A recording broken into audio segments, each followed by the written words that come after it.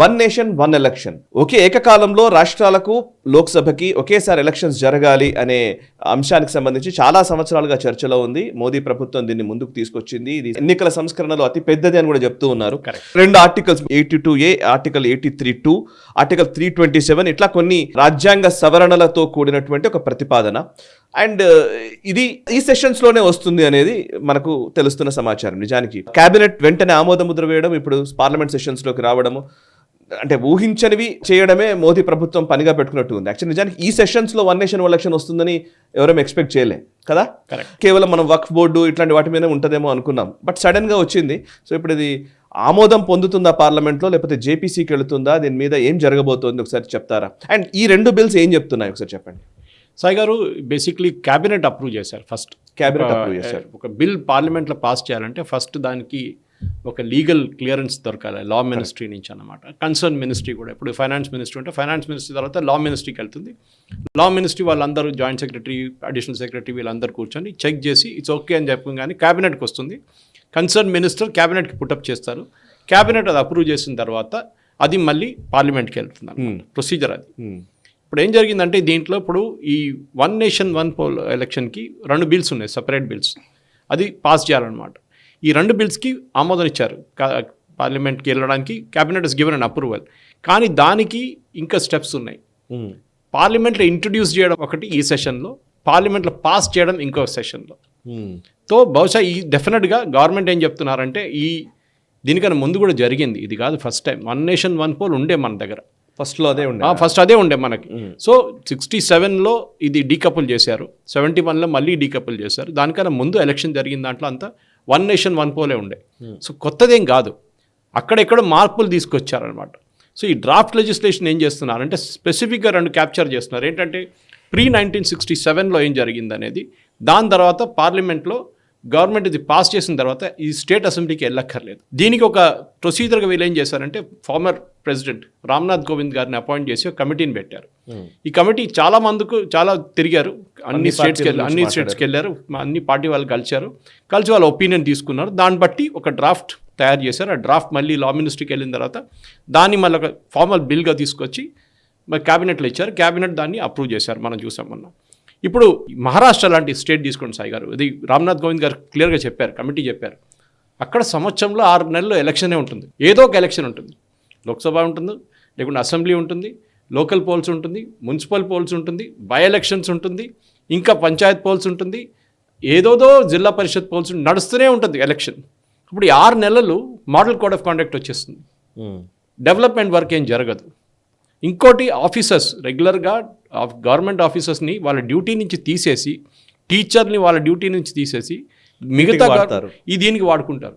దాంతో ఏమవుతుందంటే మొత్తం వర్క్ అంతా ఆగిపోతుంది. స్కూళ్ళు కానివ్వండి, మిగతా ఎక్కడైనా కానివ్వండి, వర్క్ అంతా ఆగిపోతుంది. సో బేసిక్లీ మన రాష్ట్రం కూడా అంతా, ఉత్తరప్రదేశ్ తీసుకోండి, యూరోప్ ఒక 6 యూరోపియన్ కంట్రీస్ కలిపితే ఉత్తరప్రదేశ్ సైజ్ వస్తుంది. అక్కడ కూడా డెఫినెట్గా ఇప్పుడు గవర్నమెంట్ ఏం చేస్తున్నా అంటే 2029కి సో అది ట్రై చేస్తున్నారు. ఇప్పుడు మీరు అడగొచ్చు, కొన్ని ఎలక్షన్ మొన్ననే జరిగింది కదా, ఇప్పుడు మహారాష్ట్ర లాంటి స్టేట్లో మొన్ననే ఎలక్షన్ జరిగింది, 2024లో జరిగింది, 2029లో మీరు ఎట్లా కండక్ట్ చేస్తారంటే డెఫినెట్గా కండక్ట్ చేయొచ్చు కావాలంటే. ఎందుకంటే మహారాష్ట్ర లాంటి స్టేట్లో 2024 to 2025, 29 5 సంవత్సరాలు కరెక్ట్గా వస్తుంది. బీహార్ నెక్స్ట్ అక్టోబర్లో ఎలక్షన్ రాబోతుంది, ఉత్తరప్రదేశ్ కూడా వస్తుంది నడిమిట్లో. తో ఎలక్షన్ పెట్టండి, ఎలక్షన్ పెట్టిన తర్వాత ఆ టెన్యూర్ అసెంబ్లీకి 3-4 సంవత్సరాలు ఉంటుంది, బహుశా 3 ఉండొచ్చు, ఒకసారి 2 కూడా ఉండొచ్చు. ఎక్కడో ఒక ప్లేస్లో ఒక కట్ ఆఫ్ తీసుకోవాల్సిందే. ఇప్పుడు ఈ బిల్స్ పార్లమెంట్లో పాస్ చేయాలంటే సాయి గారు 2/3 మెజారిటీ ఓటింగ్ కావాలి కొన్ని ప్లేసెస్లో. అది ఎక్కడంటే రాజ్యసభ, లోక్సభలో 362 ఓట్లు కావాల్సి వస్తుంది గవర్నమెంట్కి లోక్సభలో. కానీ మనకు తెలుసు బీజేపీకి అంత మెజారిటీ లేదు. ఐ థింక్ 293 అనుకుంటాను నేను, 93 సీట్లు ఉన్నాయి బీజేపీకి, అంటే కంబైన్డ్ ఎన్డీఏకి.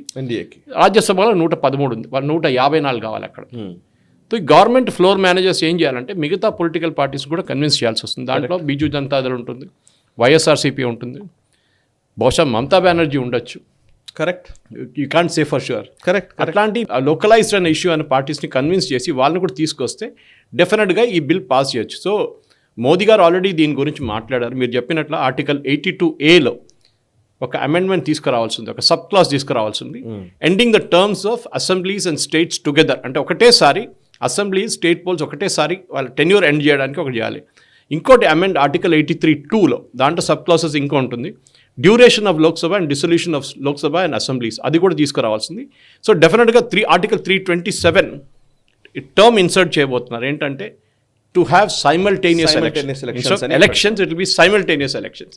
ఇంకోటి స్పెసిఫిక్గా రాబోతు 3 యూనియన్ టెరిటరీస్, ఢిల్లీ, పుదుచ్చేరి, జమ్మూ కాశ్మీర్, మనకందరికి తెలుసు ఈ 3, అండ్ వాళ్ళ టర్మ్స్ కూడా లోక్సభతోని కలపాల్సి వస్తుంది. అప్పుడు స్టేట్ సపరేట్ సాయి గారు మనం మాట్లాడింది, యూనియన్ టెరిటరీస్ కూడా ఉన్నాయి. ఈ 3 యూనియన్ టెరిటరీస్కి స్టేట్ అసెంబ్లీస్ ఉన్నాయి. లద్దాఖ్కి స్టేట్ అసెంబ్లీ లేదు, కరెక్ట్. దమన్ అండ్ దియుకి స్టేట్ అసెంబ్లీ లేదు. అట్లాంటి స్టేట్ అసెంబ్లీ లేని కొన్ని ప్రాంతాలు ఉన్నాయి, అది దాన్ని టచ్ చేయక్కర్లేదు. కానీ పుదుచ్చేరి, ఢిల్లీ అండ్ జమ్మూ అండ్ కాశ్మీర్కి వాళ్ళకి అసెంబ్లీ కూడా ఉంది, స్టేట్ అసెంబ్లీ ఉంది, వాళ్ళ ముఖ్యమంత్రులు కూడా ఉన్నారు. అక్కడ ఇది చేంజెస్, ఇప్పుడు ఢిల్లీ ఇప్పుడు ఎలక్షన్ జరగబోతున్నాయి 25లో అనుకోండి, వాళ్ళ టెన్యూర్ కొంచెం 3.5 సంవత్సరాలు ఉండొచ్చు ఈ 2029 ఎలక్షన్తో మ్యాచ్ చేసుకుంటే. ఇంకోటి ఎక్కడో ఒకసారి నాకు గుర్తుంది సాయి గారు, ఏదో ఒక యూనియన్ గవర్నమెంట్ దాంట్లో, I think it was ఇందిరాగాంధీస్ time, the tenure of parliament was extended by 1 more year. అవును, అదే బహుశా I can't zag my memory, కానీ ఎక్కడో జరిగింది అది. సో డెఫినెట్గా ఈ ఆర్డినరీ లెజిస్లేషన్స్ ఇదంతా అంత పెద్ద ప్రాబ్లం లేదు, and not requiring a change in the constitution. So దాని తర్వాత రాటిఫికేషన్ కూడా అక్కర్లేదు. సో డెఫినెట్గా చేయొచ్చు. కానీ 1 nation 1 electionలో సాయి గారు ద బిగ్గెస్ట్ అడ్వాంటేజ్ ఏంటంటే ఒకటే స్పాట్తో, ఇది అసెంబ్లీ దాకానే ఉంటుంది సాయి గారు, మున్సిపల్ ఎలక్షన్స్కి వెళ్ళదు. కొంతమంది అసెంబ్లీ అండ్ లోక్సభ అంతే. కొంతమంది లోకల్ లీడర్స్ మాట్లాడుతూ ఇది మా మున్సిపల్ పోల్స్ ఎట్లా జరుపుతారు, ఎన్ని ఈవీఎంలు ఉంటుందని అడిగారు. అసెంబ్లీ, లోక్సభ జరిగింది కదా, దీనికన్నా ముందు కూడా తెలంగాణలో జరిగింది కదా, ఇప్పుడు ఈసారి అట్లనే అన్ని ప్లేసెస్ జరగవచ్చు కదా. ఆంధ్రప్రదేశ్లో మొన్న జరిగింది కదా, సైమల్టేనియస్ అయింది కదా, అప్పుడు చూసామన్న results. So there is no doubt about it. మన మహారాష్ట్రలో కూడా కొన్ని బై ఎలక్షన్స్లో మన నాందేడ్లో అసెంబ్లీ జరిగింది, లోక్సభ జరిగింది ఒకటేసారి. So there is no issue. కానీ అక్కడ కూడా చూడండి, ఒక క్యాండిడేట్ ఏమో కాంగ్రెస్ వైపు నుంచి కలిసారు లోక్సభకి, అసెంబ్లీ మొత్తం బీజేపీ తీసుకెళ్ళిపోయారు. So voter maturity is there. వీళ్ళేమంటున్నారంటే ఓటర్లు కన్ఫ్యూజ్ అయిపోతారు. 2 డబ్బాలు ఉన్నప్పుడు, 2 ఈవీఎంలు ఉన్నప్పుడు దేంట్లో వేయాలని వాళ్ళకి తెలియదు. ఇంకోటి గొడవ మనకు తెలుసు, కాంగ్రెస్ వాళ్ళకి ఈవీఎం అంటే పట్టదు, వాళ్ళు గెలిచినప్పుడే వాళ్ళకి ఈవీఎం బాగుంటుంది, గెలవకపోతే వాళ్ళకి ఈవీఎం నడవదు. సో వాళ్ళకి మెంటల్ బ్యాలెన్స్ వాళ్ళు ఫస్ట్ తీసుకురావాల్సి వస్తుంది. కానీ అన్నిటికంటే ఇంపార్టెంట్ సాయి గారు, ఒక డిసిప్లిన్ వచ్చేస్తుంది నేషనల్. ఖర్చు రామ్నాథ్ కోవింద్ గారు చెప్తున్నారు. యాక్చువల్లీ ఇందులో పాజిటివ్స్లో ఆయన కమిటీ వాళ్ళు చెప్పిన దాంట్లో 1 nation 1 poll అనేది 1 to 1.5% జీడిపికి యాడ్ చేస్తుంది అని. కరెక్ట్. 80,000 crores చిన్న విషయం కాదు సార్, అది చాలా పెద్దది. 1% టు జీడిపి ఆటోమేటిక్, అంటే 6 to 7.5 అయిపోతుంది. సో మన ఖర్చు ఎంత పెడుతున్నాం మనం చూడట్లేదు. మనం ఖర్చులు చాలా తగ్గింది. ఈవీఎం వచ్చిన తర్వాత మన పేపర్ల ఖర్చు చాలా తగ్గింది. కానీ మీకు అప్పుడు కూడా మీరు మ్యాన్ పవర్ కానివ్వండి, ఈవీఎం తీసుకెళ్ళడానికి ఖర్చులు ఉంటుంది, ఈ వెళ్ళే ఆఫీసర్లు వాళ్ళ స్టాఫ్కి ఉండడానికి ఖర్చులు ఉంటుంది, వాళ్ళ టీఏడిఏ ఉంటుంది, సెక్యూరిటీ ఫోర్సెస్ మూవ్మెంట్ ఉంటుంది, కౌంటింగ్ రోజు ఉన్న ఖర్చులు అలాగే ఉంటుంది. ఇది చాలా పెద్ద ప్రాబ్లం సాయి గారు. కానీ మన దేశంలో ఎంత పాజిటివ్గా ఉన్నప్పుడు కూడా ఈవీఎం మనం చూసాం. కాలిఫోర్నియాలో మన జరిగిన యుఎస్ ఎలక్షన్ ఇంకా కౌంటింగ్ నడుస్తుంది. They still counting. Imagine, election అయ్యి 1 నెల కన్నా ఎక్కువ అయిపోయింది, ఇంకా కౌంట్ చేస్తున్నారు. ఎందుకంటే వాళ్ళ పేపర్ వాళ్ళు కౌంట్ చేయలేకపోతున్నారు. వెరస్ వీఆర్ యూజింగ్ ఈవీఎంస్. మన ఈవీఎంస్ మీరు ఎంత చెప్పుకున్నా కానీ దట్ ఐ థింక్ పాజిటివ్లీ మనం చూస్తే వీఆర్ ఫార్ అహెడ్. మన ఈ యూపీఐ పేమెంట్ లాగా అయిపోయిందనమాట. మనం చాలా ముందుకు వెళ్ళిపోయాం ఎలక్ట్రానిక్లీ. కానీ మన రూడిమెంటరీ ఉండొచ్చు, it might look very ordinary, అంత సాఫిస్టికేషన్ ఏంటి లేదు. ఇంటర్నెట్ బేస్డ్ ఓటింగ్ ఎందుకు లేదని చాలామంది అడిగారు నా దగ్గర. ఇంటర్నెట్ బేస్డ్ ఓటింగ్ వస్తేనే ప్రాబ్లం వస్తుంది, మీ హ్యాకింగ్ కానీ మిగతా ప్రాబ్లమ్స్ వస్తుంది. ఇప్పటికి లేదు. ఓవర్సీస్ ఓటింగ్ ఒక ప్రాబ్లం, అది కూడా గవర్నమెంట్ ట్యాకిల్ చేయాలి సాయి గారు. ఫర్ ఎగ్జాంపుల్ కొన్ని కంట్రీస్లో ఎలక్షన్, ఇప్పుడు యూఎస్ ఎలక్షన్ జరిగినప్పుడు యూఎస్ ఎంబసీలో ఇక్కడ ఒక ఇది పెట్టారు, మీరు వచ్చి ఓట్ వేయొచ్చు అని చెప్పేసి. కానీ ఇండియాలో ఏమవుతుందంటే మన దగ్గర ఉన్న 532 కాన్స్టిట్యున్సీలకి మీరు ఒక లోక్సభకు ఒకటేసారి ఓట్ వేయాలంటే మీరు దుబాయ్లో లేకుంటే మీరు ఖతార్లో లేకుంటే మీరు బహ్రెయిన్లో ఒక ఇండియన్ ఎంబసీలో పెడితే ఏ కాన్స్టిట్యున్సీ ఎక్కడ ఓటు ఎక్కడ వేయాలని చెప్పేసి it'd had go electronically in a different format. So అది కూడా గవర్నమెంట్ దీంట్లో తీసుకొస్తున్నారా లేదా అని ఇంకో క్వశ్చన్ ఉంటుంది. డెఫినెట్లీ ఎన్ఆర్ఐస్ కూడా ఓటింగ్ రైట్స్ ఉండాలి సాయి గారు. వాళ్ళు ఎందుకంటే they are not able to come back. కొంతమంది వస్తారు కానీ చాలామంది రాలేకపోతారు ఇక్కడ. సో 67 ముందు ఉన్న ఐడియాని మనం ఎందుకు తీసుకురాకూడదు? ఎందుకు మార్చారు 67 తర్వాత? ఎందుకు సపరేట్ చేశారనేది పెద్ద క్వశ్చన్. అది డెఫినెట్గా అందరికి తెలుసు ఎందుకు చేశారని చెప్పి. కాంగ్రెస్కి 67 తర్వాత ఒక దెబ్బ తర్వాత ఒక దెబ్బ తగ్గింది కాంగ్రెస్కి. నాకు తెలిసి అప్పుడు నంబూత్రిబాద్ గవర్నమెంట్నే కదా అది కేరళలో వాళ్ళు పక్కన కొట్టిపడేశారు. ప్రెసిడెంట్ రూల్ పెట్టారు. ఫస్ట్ ప్రెసిడెంట్ రూల్ అప్పుడే పెట్టారు. First president rule in independent India was done by Congress party on communist first elected communist government in the world.